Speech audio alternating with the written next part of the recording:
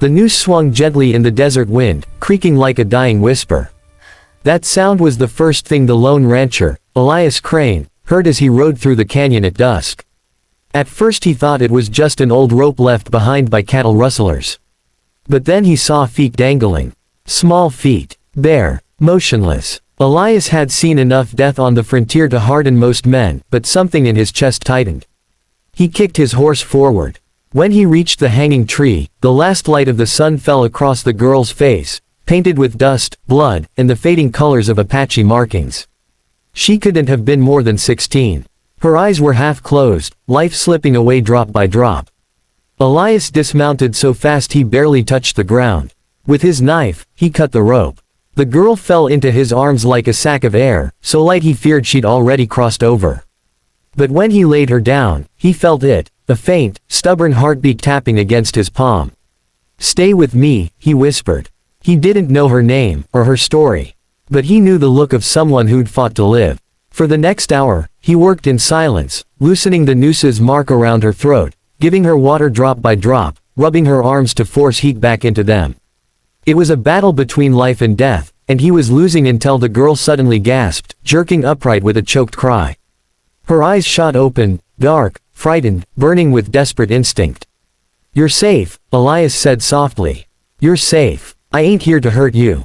She stared at him like she didn't believe safety existed in the world anymore. But the fear in her gaze slowly softened. She swallowed hard and whispered, barely audible, "Nanea. That your name?" he asked. She nodded. She tried to stand, but the pain doubled her over. Elias steadied her. "Easy. Whoever did this to you ain't far. But we'll ride slow." For the first time since he'd cut her down, the girl's fingers curled weakly around his coat sleeve. It was the smallest gesture, but full of trust that he didn't understand, but wouldn't break. They rode through the dark, Elias keeping her steady in the saddle in front of him. The night was quiet, too quiet. Still, Elias didn't notice the tracks in the sand. Didn't see the thin threads of smoke from distant fires. Didn't sense the eyes on them. The trap had already been sprung. By the time he reached his small homestead, a lonely cabin tucked between stone ridges, Nanea was half awake, her head resting against him. Elias carried her inside, laid her gently on his bed, and stoked the fire to chase away the desert night's bitter cold. She watched him with guarded eyes, then whispered something in Apache. Elias shook his head. "I'm sorry, girl. I don't speak it." She pointed toward the window. "Danger. I know," he said. "But nobody knows I live out here." But he was wrong. A single arrow shattered the window. Elias dove to the floor, pulling Nanea down with him. Outside came a whistle, a signal. Then the slow, deliberate crunch of footsteps. Elias crawled to the wall and grabbed his rifle. "Damn fools," he muttered. "They followed us." Nanea shook her head urgently. "Not fools. Hunters. Hunters." He frowned. "White men," she rasped. "Bounty hunters. Kill us, kill Apaches. Use me, bait." Elias froze. A trap. He wasn't the target, they wanted her. And they'd do anything to get her back. The cabin walls shuddered under gunfire. Elias dragged a dresser against the door, then looked at Nanea. "You sure you ain't too weak to move?" She shook her head. Fear and determination burned in her eyes, she wanted to live. Elias took a breath. "Then we're running." He slung his rifle, grabbed her arm, and together they slipped out through the cellar door.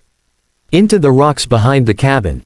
Bullets cracked the wood above them, sparks flying as the hunters saw movement.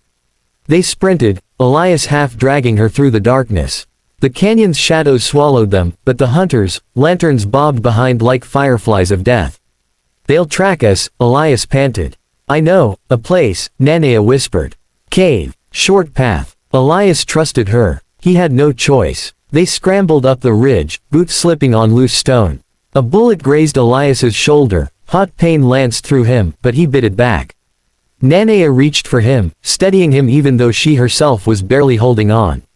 "Not much farther," she murmured, though Elias couldn't tell if she said it for him or for herself. They reached a narrow slit in the canyon wall, hidden in shadow. Elias shoved her inside first, then followed. The cave swallowed them in cool, breathless dark. The hunters reached the ridge moments later. Elias pressed Nanea gently behind him and readied his rifle. Only one shot left. Not enough. Then Nanea placed a trembling hand on his arm. "No fight," she whispered.